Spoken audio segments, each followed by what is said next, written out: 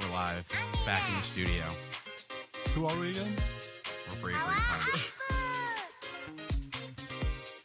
I don't even remember what we used to do over this. I think we did a little intro part here. Yeah, right here. I'm Doki Duffy.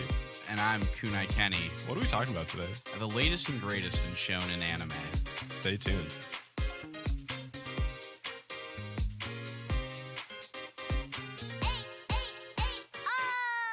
Welcome back to Bravery Punch. Been a while. Been. Are we going to call this Season 2, Episode 1? Yeah, I think that this is the start of a new era. Oh, I hope so. Today, I guess it's just going to be a bit more free form. We're no full agenda. We just kind of wanted to get back in the studio, shake off a little bit of the dust, and talk a little bit about some shonen anime. We are in a new studio here. We've upgraded from one closet to another one. Yeah, the budget of the show has increased. I don't think the budget changed at all. The studio space is bigger. The crowd is livelier. That's true. And the Patreons just keep flowing in. Yeah. We just can't. We can't keep up with it all. But we wanted to bring you all some content. We've been busy. Yeah, doing life and things, and also watching anime and reading manga. Yeah, a lot of manga that you'll be talking about today. Yeah. For sure. I don't know. I guess maybe just to kick things off, what's something that you've been watching recently or reading maybe that's absorbed your world? So it's a great question because I feel like my world has most recently, in between now and we were last in the studio, has actually really been absorbed by like video games.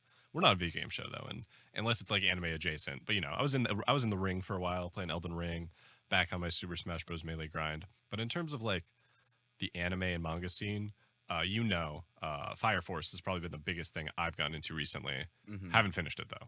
I was just gonna say, total side tangent, but since we've last been in the studio, you finished all of JoJo's too. Oh my gosh, you're fully caught up in JoJo's. It's been that long. And part 6, part 1 has aired also since. Yeah. And that was so fun watching JoJo's live with you and our friend who came up. That was so fun. I just saw today. It's been 202 days since part 1 of part 6 dropped. Part 6, part 1. Part 6. I gotta part say, 1.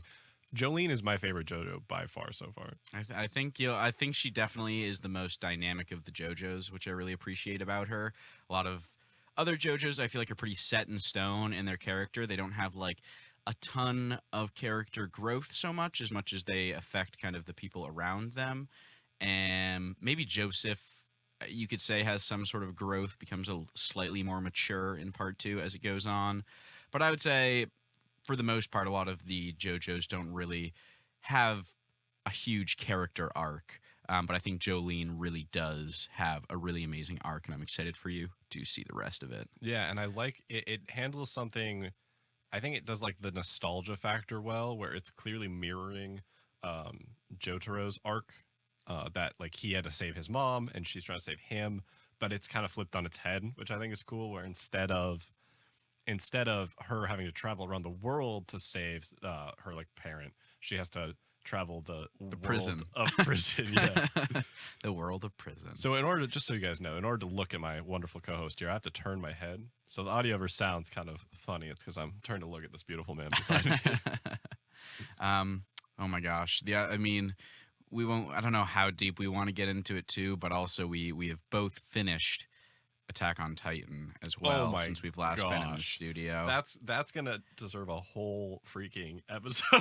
Yeah, to go to the travesty that was. Yeah, so we both finished what we thought was going to be the last season finished airing, and it was announced that there's going to be a part 3 of the final season. And I was just so angry about the way that they were releasing that show that I was like, I'm not gonna wait a whole entire another year to watch like 8 more episodes over the span of like 8 weeks. I just need to rip the Band-Aid off. I need to finish this. I need to see what happens. And it was disappointing, to say the least. I think disappointing is putting it lightly. Yeah. I don't want to tamper too many listeners' opinions maybe if they're really excited for that final part, but it was an ending. I have a funny story that obviously expresses my opinion of the story, but doesn't spoil the ending itself. Where I was reading the manga on a plane because you had said to read it, and I was going to Atlanta for like a work thing. And I remember getting off the plane, having just finished it, and feeling so distraught and like even sad when my friend picked me up at the airport. He was like, "What's wrong?" And I'm like, "This was just so bad." It was also just so wild too because like we talked about in our Attack on Titan episode, we've been following this show for Exactly. like a decade now, which is just wild. It started in, was it 2012, 2013 maybe? I think we were like 15 at oldest. Yeah, so it was like 2012, 2013 when it Yeah. started, and to like have it fully be over is definitely was just like a weird feeling of like, wow, it's done. I have spent so much time with these characters in this show, and it's done. And it wasn't so much like because Naruto ended, and we didn't even really finish Naruto. I don't think we were kind of tuned out by that point. But the ending of Naruto wasn't so horrible that we needed to experience it firsthand. Yeah, It was just like kind of fell apart, but it wasn't like offensively bad. it didn't yeah, it didn't make light of any historical Yeah, events. or like advocate for some questionable agendas. But we can get into that fully in another episode, maybe sometime. On the lighter side of things, you mentioned it earlier, but Fire Force. Yeah. Really, I think I remember when the trailers first dropped for it a couple years ago. We both watched the first couple episodes, and the first episodes are okay, but they didn't really pull me in a ton. Okay, I think we're pretty different opinions. Oh, on this. really? Yeah. So I actually think Fire Force, because my quick side story is that I started it when it first aired, got really disappointed with how they handled some of the female characters, as viewers might be familiar, and stopped. But then you were watching it, and I rewatched the first 5 episodes or so, and I was actually blown away. I think those first 5 episodes are like the best shonen anime intro I've ever seen. Interesting, yeah.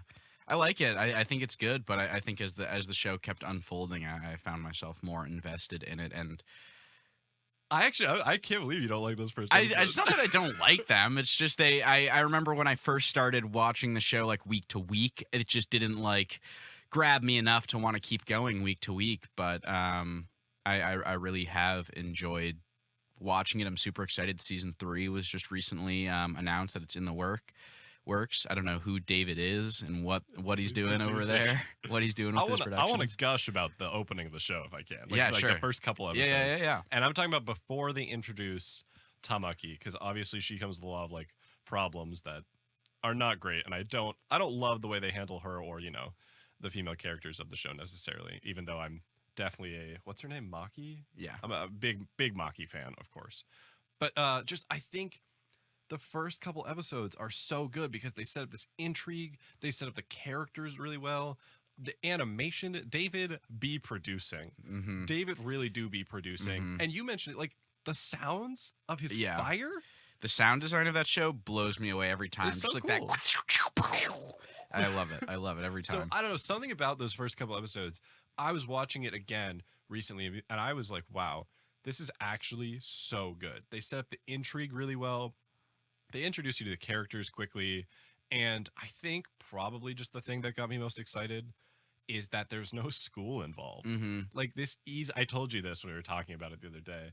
It easily could have been we're training to be in the fire academy. Yeah. And I'm just glad it was, nope, we did our training, we're here, we're on the job.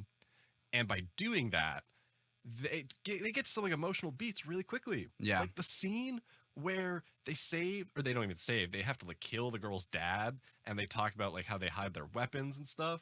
That's like episode 4. Yeah. And I was like, wow, like my hero's not doing that in episode 4. They're like getting into school or whatever. Yeah. I do think the lack of like it totally could have started with like the first season being like the fire academy and him training that, but it really starts off, he's already a trained fire soldier, so we don't really see him fumbling too much in the beginning. He's confident in his abilities, so we just kind of see him get to grow right away rather than seeing that kind of like struggle, which in some shows really works, but I think it works in Fire Force's favor where it moves pretty quickly. Like once the show kind of gets going, like the beats of the story just kind of keep moving in a really great way. I think we should definitely hit a full episode on that one once you're fully caught up in it. Yeah, I'm on the last episode of season 1, and then I want to do a deep dive because I think that would be a fun one.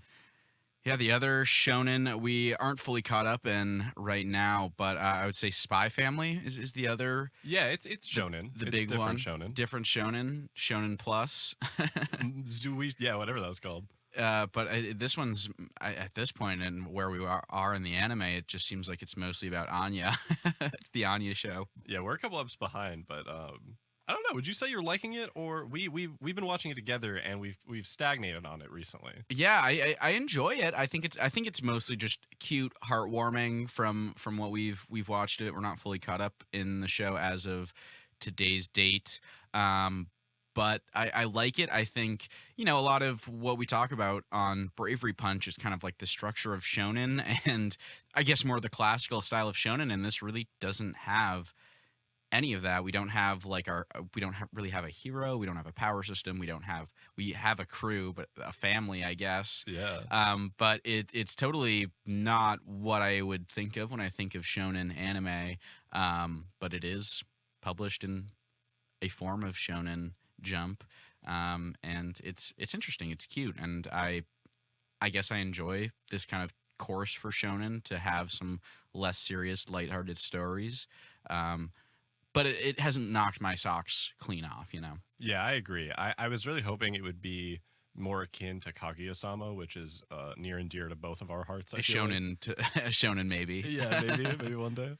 And it hasn't quite hit the same thing for me. And I think we don't have to get too down on it right now, but I think the family dynamic isn't quite there for me yet. Whereas like the characters in Kaguya really have some good dynamics.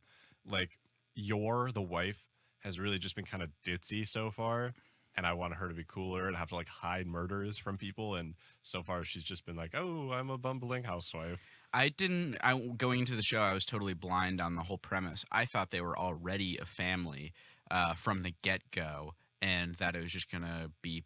That's why it was Spy Family, because they were collectively a spy unit. I didn't know it was kind of the coming together of a family story that it is turning into. Yeah, well, it's really turning into the Anya show, as you said. The Anya show. Maybe we could go Kindergarten drama. But you, my friend, have been on a big manga kick recently. Not all of it shonen, but tell us about some of that. Yeah, I mean, I guess the big one, I obviously won't go super deep into it because you haven't read any of it, or you're waiting for the anime. But Chainsaw Man, of course, that's the one. I've read all of it now. Got all the volumes of it. Looks real nice up on the shelf in our apartment. It's in our living room. But it's really, really great, and I'm excited for you to see it. I'm excited to see it animated. Mappa's doing it, so I think it's going to look fantastic. The trailer we have is already great. I am tempted to like go back and reread it again just because the pacing of it is super fast. It just kind of like goes, and a lot happens in it, and I feel like I need to go back there and absorb it. But I'm not going to say too much about it, but it's really it's a great shonen. I'm excited to see it animated. It's got some great characters, a really great friendship between Denji and Power, kind of two of the main characters. And just it's got a fun cast, fun power system, and it's just gonna be gruesome. It's brutal, gory. Chainsaw. I don't know. It's Chainsaw Man. It's gonna be cool. I want a little teaser, and if the listeners don't want a teaser, just hit that like skip 15 seconds ahead or whatever. But what would you say we have to look forward to in terms of how this differentiates itself? Like we've seen some gory shonen before. I'm sure that's not like the main appeal. What's like the cool thing that's gonna be new to us?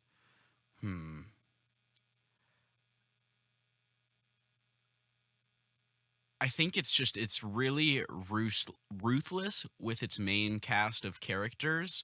It'll introduce a lot of people who you think will be in the show for a long time, will play a big part in the story, and to some degree they do, and they will just kind of be cut out really quickly. I think it's sort of similar to like the early days of Game of Thrones, where each fight you would go into and no one really feels safe at all. And I think that always makes for a really exciting show.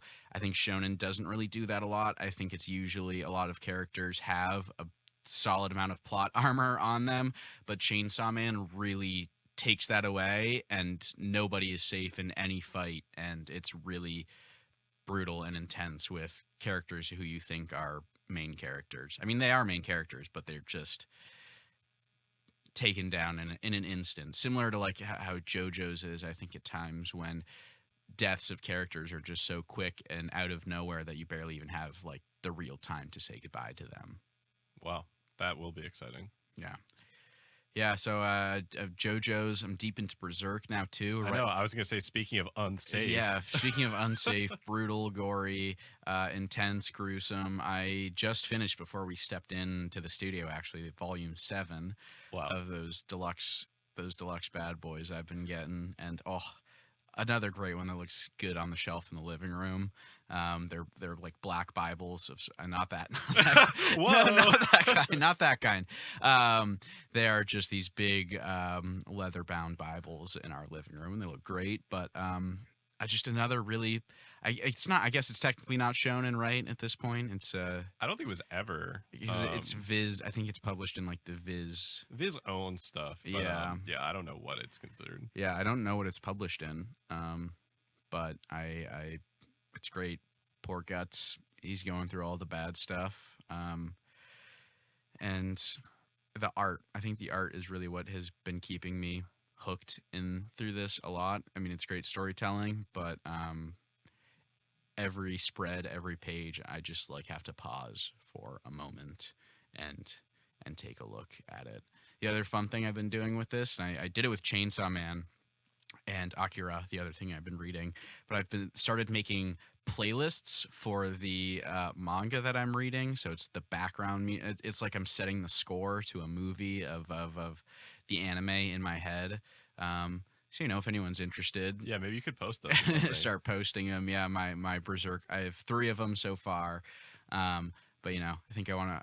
One Piece, I think, would be hard, though. I can't think of that actually brings me to... So, I read one... We read One Piece weekly. I don't even know if that was true last time. It wasn't. No, I'm caught up now, we will certainly get into that. But I like to find, like, YouTube mixes of things for One Piece. So, when they were in Whole Cake Island, I just did, like, generic pirate music. But then in Wano throughout, I've been doing, if you search Japanese modern folk music on YouTube, you get this fun mix of like electronic traditional music.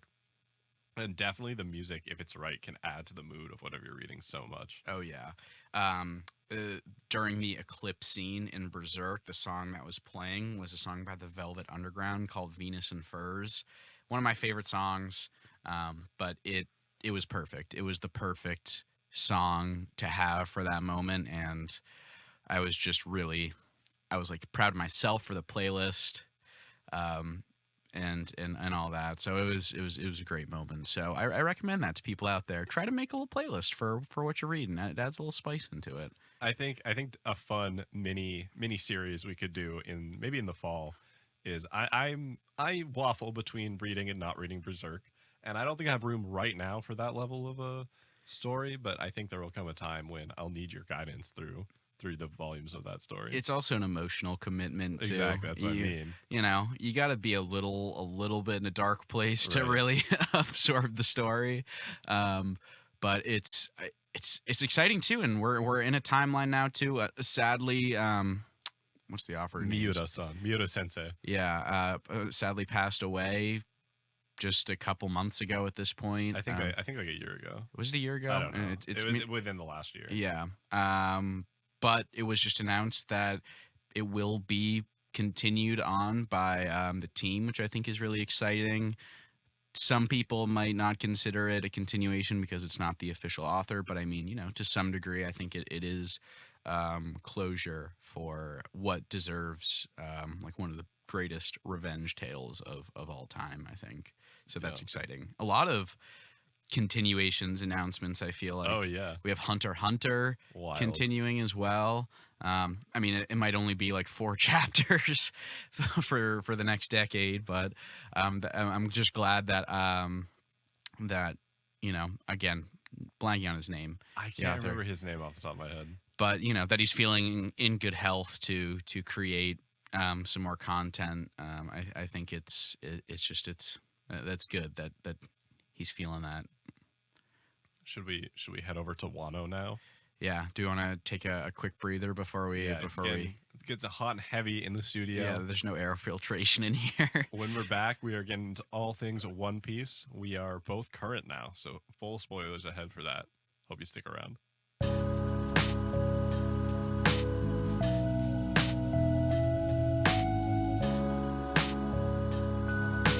We are back. Bravery Punch, part 2 of today's freeform episode. And since the last time that we have been in the studio, if you've listened to past episodes, I was catching up in One Piece, and I'm here. I'm fully caught up. I'm reading week to week. I've done it all. It took me, I'd say, about a year and change, maybe, but I read the whole thing. Before we even get into the content of One Piece, like as someone very much like recently on that switch from kind of the binge to the week to week, how's that feel like? It's wild. It's crazy. And I did want to say, I guess, I don't know if this will fully answer your question. It might be a side tangent, but to people who maybe haven't read One Piece or watched One Piece and are just scared of that task of doing that, I understand that fear of the mass that One Piece is, but I really can't recommend enough giving yourself to the mass, because it's just a really fantastic adventure and fun story. I was just out the other night with Freeman, and I told him that I was caught up in it, and he was like, they haven't found the One Piece yet? And I was like, it's not about that. It's not about finding the One Piece. It's truly a tale about the adventure and the journey and the quest. And I was like sad when I caught up, because at every turn of the story, there was always more to go and more adventure to follow. And once you're caught up and you're waiting, like you're fiending for those chapters each week, it's really incredible. I thought by the end of it, I was going to be bored, but the story just flows in such a natural and such an epic way that you really never feel like you're bored or stuck. I mean, some people don't love Skypiea or some of the earlier arcs, but I really think it's fun all throughout. It really is such an adventure and such an epic, and to now be fully caught up is amazing. I feel like I'm in an elite crew of Exactly, that's right. of content consumers, but it's also kind of sad too, because there was a period where I just remember some nights I'd have to be like, okay, I need to put this down and go to bed, because I could literally continue to read for the whole entire night. I remember like Impel Down into like I just could not stop. I just could not put it down. It's incredible. So that's my little splurge on. Yeah, you should give it a shot, even though it's a beast of a manga / anime. I'm so proud of you for making it here. I'm so proud of you making it to this point where we can talk about it. It's so exciting. We've got a little One Piece community with another friend of ours who's a big One Piece fan, and we just talk about it like all the time, all the minutia and like the big overarching themes. It's fun to get into with people. So welcome aboard. Yeah, I'm officially a crew member on 1000 Sunny. And what a time to be reading currently, with Wano maybe ending. Yeah, and so I guess at this point now we will be getting into spoilers of One Piece for those who have not read it, so be warned. We're going to be talking about the most recent arc, Wano, for those who maybe are caught up. In the most recent chapter, we got our first look at Green Bull. Yeah. Hidyokugu. Yeah, a new admiral in play, and his devil fruit looks terrifying. I know. I really loved how he looked, though. Like, I love that he just laid waste to King and Queen. Yeah. So I guess he's another admiral who's kind of like inspired by Japanese film. The other 3 admirals are definitely like actors in Japanese movies. His name too is also I don't even remember. I can't remember his name, but he is based on like a movie that one of the other admirals is in, like his design and his name and everything. So he's all derived from Japanese film. You can definitely And- tell when you look at him. Like Luffy does not look like someone I could meet on the street because he's kind of goofy and cartoony. But that guy, when he was on the page, I was like, "Whoa! I just met this man." Which is a really, really cool, but all seamlessly fitting into the One Piece style, which is always cool to see. Yeah, I think the character design of One Piece is one of its strong suits. There's just so many fun. Like you can have that kind of realistic looking character, but then on the other hand, you get like, I don't know, Ivanka, who is just a giant head. Yep. And now Luffy is not even a warlord, an emperor. An like, emperor, for real. officially confirmed, not like the 5th emperor. Yeah. He is like full-fledged emperor, and And Buggy. and Yeah, Buggy. as our friend Charlie said, started from the East Blue, now we're here. Now we're here. I remember. I don't honestly, listeners. If you are a big One Piece fan, you might know about like the bounty discourse. I don't really care often about the bounties, but I think the thing to note about this one is it's not that 5.6 yet. I think fans are kind of waiting for that 5.6 Mhm. because in Japanese it can be like go mu because of 5 and 6, and so I think that might be like the end game of where we get, and that Yeah. shows we're not quite at that power level, but like on our way. I think it's just slightly strange that the bounty for Luffy now is that 3 billion, and it is for Kid Mhm. and Law as well. But they're not. I feel like he should maybe even just be like Right. 3.5. He should have like a slight extra It bump. is weird that he is the oh my god, the emperor, but they're not, but they're worth the same. Like, Yeah, what's going on there? yeah, doesn't fully make sense, but you know, it's I'm not too picky about things like that.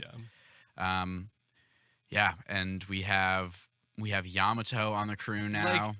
all but officially Yeah. on the crew at this point. I think we're just waiting for like when they leave, and Luffy's gonna be like, "Oh yeah, aren't you coming with us?" Or I don't know, something yeah. like that. So the thing our friend of the show Charlie pointed out is, what is it? Luffy always asks people, and he didn't ask Yamato. Yamato just kind of declared it. Whereas like we did get that with Robin. Robin was like, "I'm gonna go with you," yeah, but I think Luffy was right there, whereas Mhm. Yamato kind of declared it. I don't even remember. Like Yamato said it to Kaido or something. Yeah. and I don't think Luffy was even in earshot of that. and just based on their interactions too, since like Luffy's woken up from like his coma and they're like partying together, it doesn't seem like there would be any reason to think Luffy wouldn't accept Yamato onto the crew. The only thing like narratively is the reason why I didn't think Yamato would ever join the crew is Yamato's freaking strong.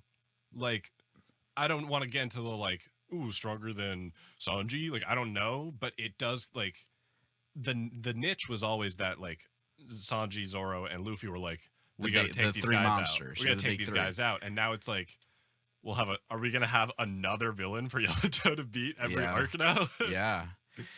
Yeah, I mean, and we can't even like forget about Jinbei too. Like Right, Jinbei's a Jinbei's strong. monster. Like Respect Jinbei our is boy. so strong too, and we're just gonna be. Robin's devil fruit is just crazy now too. She turned into like the straw hats are just a terrifying force to reckon with now. Jinbei has like enough going on though, where he's like the helmsman. He can like ride the waves because he was born in the waves. He's like, the dad. He's the dad, and he's also like a victim of systemic racism in the One Piece world. So he has a lot going on, and so Yamato, I feel like Yamato's gonna have to bring some kind of personal arc of some kind. Mhm. Otherwise, he's just like another strong guy for the sake of having another strong guy on the team. Yeah, I don't know. Maybe his arc will be educating Sanji and the crew on on gender and I gender know. politics. I see. I feel like there's a chance that's an arc, but at the same time, I feel like it's just going to be a gag where Yeah. they just meet up with Ivankov, poof, the titties are gone, and then we just move on. Yeah. Or I mean, maybe the titties will never be gone, but I don't think One Piece will go there, but it'd be cool if it did. Yeah, it's exciting.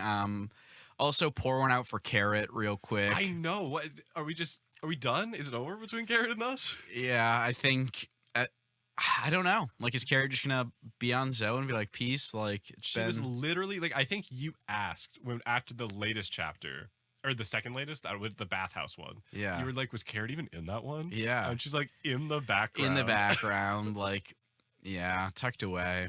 Justice for Carrot.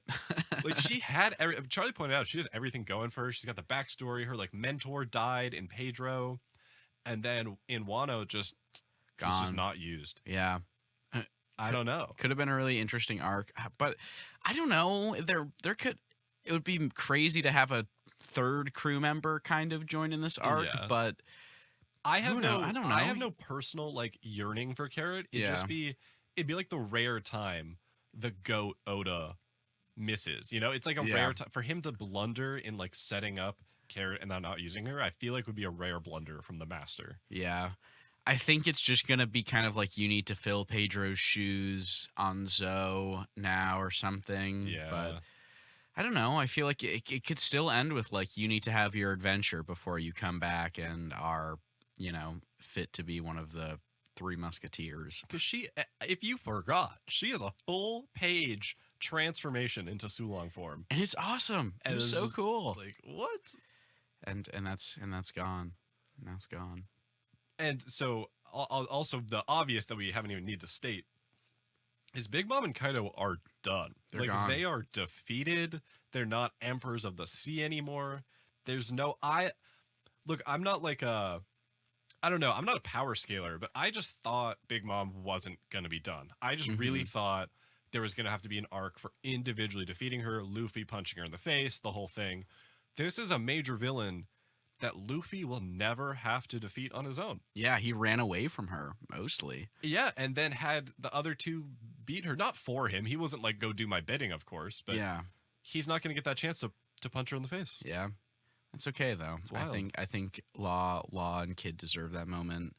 Some crazy abilities that came out. Oh, yeah. But it was, they're all fun fights. An interesting theory I meant to message to our One Piece chat that I am just remembering now, that I think I saw a Reddit comment on this or something, maybe it was a TikTok, but someone brought up the point that in the Reverie when Shanks goes and talks to the elder dudes and is like, we need to talk about a pirate. What if it was Buggy? What would he be saying? Like, I don't respect know. my boy? Like, he's my homeboy? Like, maybe Buggy knows something that is dangerous to the world government. So that's the thing about Buggy, though. Like, this is why we gotta always respect the clown. Because, like, in the real world, if you're... I don't know, pirate crews aren't families, but like if you're trying to get ahead in the world and you know a rich and successful guy, you're going to name drop that guy over and over and over again. You're always like, oh yeah, I know that guy. I was on the Pirate King's crew, like blah, blah, blah. We don't even learn that Buggy was on the Pirate King's crew for a long time, Yeah. I think. Or even if we did know, he is not flaunting that. He's getting there on his own, and I respect the hustle. Because, I mean, it does, like, to some degree, that theory, I think, makes sense because it seems like the world government already knew about the gum fruit being this Nika fruit. So why would Shanks need to be like, we need to talk about this pirate? Maybe he was just bringing things full circle because they didn't know exactly which fruit it was. I don't know. There's still a lot of unanswered questions there, I think, with the world government's dealing with the government or with the gum fruit. So I could see why the pirate Shanks needs to talk about isn't Luffy, because they might have already known about Luffy. It was something about Buggy we don't know yet. Who knows? Maybe we'll find out in the Shanks movie. Yeah. I think should we get into the whole Nika thing though? Because like that was the big reveal. That was the big thing of the arc so far. Gear 5. So Gear 5, just like gut reaction. How did you feel when you saw that? It's so wild, and I saw a TikTok, I think, that kind of commented on this, but I wasn't even thinking about it. But it showed a lot of fan art of what people expected Gear 5 to be. And in my mind, kind of what I would expect with Gear 5 is you constantly expect like these super buff, like chiseled, like covered in hockey, maybe, like glowing eyes, pure rage. That's like what Naruto trained us to imagine. Yeah, Dragon Ball Z, like all these like final transformations usually come from a place of rage and like power, and it's like, oh my god, like we can't even stop him. But I think what is so interesting about Gear 5 is it's the antithesis of that. It's Joy Boy, it's goofy, it's like a comic book character cut out. He is not buff or chiseled in any way. He's more gummy than ever, and I think that's what's really fun about it. Yeah, I think my take on it is I don't remember if this was confirmed or if this was just fan discourse, but it's that he can like kind of stretch as if he's Mr. Fantastic now, where he doesn't have to like build up the momentum and throw his arm. He can just kind of like freely move. And I think that's a cool extension of the power. A lot of people were thinking he was going to turn things into rubber. Did he do that? And I'm just forgetting. He did a lot of really did a lot bonkers of stuff. stuff. I That's think true. I don't know if it's a complaint. It was just there were some things he did. He like pulled himself out of Kaido's face at his one like point. eyeballs. Yeah. Yeah. So it's kind of confusing what it can do at the moment, and that's one slight complaint I have about it is like he again pulled himself out of Kaido's That's face true. and that wasn't the final blow. Like, it was still a big punch, which was a really cool punch. Like, grabbed some lightning and did it. But yeah, it's kind of unclear fully what it can just Yeah. do comic book things. And it's kind of weird because although One Piece is of course fantastical, it's always been grounded in how the systems work. Even if it's like this guy's body is rubber, it's not like it's never unclear unless it's a intentional mystery. Like the mystery of Blackbeard having two fruit powers is intentionally like confusing and gets us interested. Luffy pulling himself out of Kaido's eyeballs and Kaido still having eyeballs is And like, a face. and a face isn't like a mystery, but a new level of gag in the most like intense battle he's ever had. And I don't hate it, but it does have like a weird aftertaste as I think about it. Yeah, it's funky. It's definitely a different power up than we have ever seen in Shonen, I think. I love the look. Yeah, I think it the looks look is great. awesome. The like laughing image is like already iconic Yeah. for Luffy, I think. Oda must have had that in his mind forever. Yeah. I mean, the whole Skypiea thing. But yeah, I don't love the goofiness. I kind of hope it stays to the Kaido fight. And not that it can't be goofy, but I just don't want him like going in people's stomachs and inflating himself for every fight because I just don't need that. I'm just curious to see how the power kind of unfolds from here. Is it going to be something he can call upon at will now? Because it was something that came out of like a moment of near death for him. So it'll be interesting to see if it continues to be that near death thing or if he's just going to be able to go Looney Tunes mode whenever he wants to. Yeah, and the other sort of discourse around it is, does this make Luffy just another chosen one shonen that we always talk about? Is it that he didn't have to actually work hard and he was just chosen for this? Or, do we just view it as the fruit has a high skill ceiling, but Luffy had to work there? Like, what's your take on that whole thing? I can't put Luffy down for any of the struggles he's already had because I don't think his devil fruit has been what has carried him through. I think he really is a charismatic leader, and if we ever do a full 3-part One Piece episode where we break down each component episode by episode, but I think he's a really interesting protagonist in that fact that we don't constantly get his internal dialogue. We don't really know what's going on in his mind. He just has this charisma that we trust and we can follow. And his devil fruit up until Gear 5 was just him getting stretchy, him learning hockey, him inflating himself. It was never anything too crazy.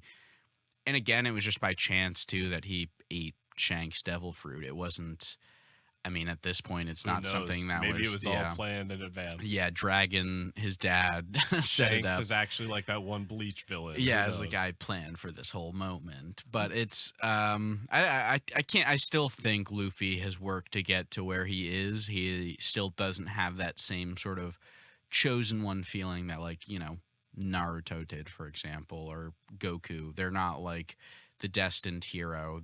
He still is just a guy from the East Blue. Yeah, I totally agree. I don't even know if I have anything to add there. You really said everything I was going to say. I used the word skill ceiling earlier just as an example. Like, I don't think if you gave the Gum Gum fruit to any rando that they'd be able to achieve what Luffy has, which is what you said. I just think he's definitely put in the work. He's put in the work. He stays hungry. He devours. Put in the work. Put in the hours. That's it. And I think he's reaped what he's sown. But the other controversial thing about the whole Nika Nika thing that I'm willing to just give a little more time on is what you said about the 5 elders knowing about it. If they really did know about it, and they really are worried about its power and what it can do to the state of their world and their control over it, like why did they let it get to this point? Yeah. And I've seen people point out, oh, actually they sent Aokiji here. No, actually they did this. And I don't know. I don't really feel like those are really enough to, because like one of the big things people point out is, oh, Water 7, they sent CP9 or whatever. They sent for Robin, right? It was for Robin. It was for Robin. It wasn't really for Luffy. It wasn't some weird big brain strategy. It was for Robin. And if they knew about Luffy for a long time, they could have just sent like several guys after him. Yeah. So it's weird, and I'm willing to give some time because I know a weekly manga is like a hard way to tell a story, but I'm definitely iffy on how the world government was just letting Luffy slide if they were so scared of him. The thing I've seen that is what I'm kind of imagining right now is they know it is some sort of they didn't know exactly maybe if it was rubber or not, because one theory I loved is that like Doflamingo kind of knew about it because he took like Bellamy under his wing. Yeah. And he has sort of a stretchy fruit, so maybe he thought he was Joy Boy. The rumors could have been Joy Boy just had some sort of elastic ability. There's the goo guy. What's his name? Do you know? Talking about Katakuri? Oh, you're talking about like Caribou. Caribou, yeah. But yeah, the goo guy. Katakuri as well. Like there are characters that have other sort of rubber-esque abilities. That's fair. Where maybe it was they just weren't sure which one. But even still, it's like if you have an inkling, you should try to go for it, maybe. Yeah, I think that's a good point. What else with Wano? There's so much. Yeah. I mean, we're on a month break now. Yeah, that's wild. We've never experienced. We're young to the game still. I've been reading for years at this point, but this is still the longest break I've ever experienced. Yeah. I saw some people saying like, do you think there would be a time skip after this, or do you think we're gonna pick right back up where we left off? I think in as so far as there was a week time skip at the end of Wano or whatever we've seen. I think there could be maybe a month or whatever. Yeah. I think a multi-year one would be nanners. I think that would just be a double time skip. I think that would be nuts. Yeah. But I think a small one to be like, we've skipped ahead and we're traveling, even though all I really want is just more of the crew all together on the ship. I don't care. Give me 1-2 chapters of that. I would love that. Yeah, it's been... How long has it been since they've just been chilling on the boat together? I don't know if we have time to chill anymore. Yeah, I think it was right out. It was after Fishman Island when they were going to have Punk Hazard. Where did they go from Punk Hazard to Punk Hazard to Dressrosa? So they were together at Dressrosa, and then it was that after Dressrosa. And then Wano, but some of them went straight to Wano. Yeah, so it was. Yeah, so we've been missing that whole crew together. So I hope after the month we get to see them all hug. For sure, I would love that. Do we have anything else to say on this podcast day? I'm thinking of any other One Piece thoughts here that I can cut out if I take a long time thinking. There's just so much, but we can be back here and share our thoughts as they come back to us. Yeah, when the month breaks over, maybe this will become just One Piece chapter discussion. I think we'd easily include a little 10-minute section or One Piece because I've always dreamed of that.